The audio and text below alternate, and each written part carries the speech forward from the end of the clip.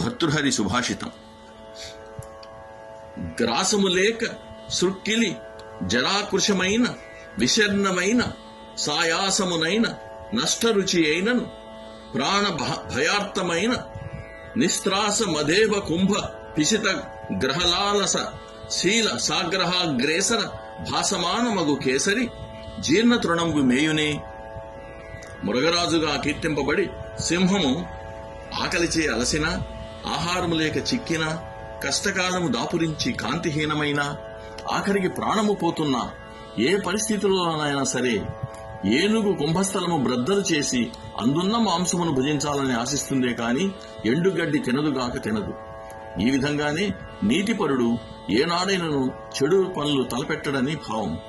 ఇదే భావము పరవస్తు చిన్నయసూరి తన నీతి చంద్రికలో ఇలా అంటారు: కేసరి ఆసన్నమైన మృక్కడి మృగమును లెక్కింపక నిజకర నఖర విదారిత హస్తి మస్త మస్తిష్కమునే కోరును.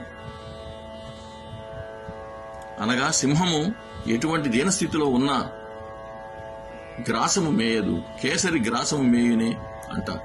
అలా గడ్డి తినదు, తన స్వహస్తాలతో మదగజాన్ని చీల్చి చెండాడిన ఆ మదజలమే స్వీకరిస్తుంది, ఆ మాంసమే తింటుంది, కానీ నీచమైన ఆహారాన్ని స్వీకరించదు.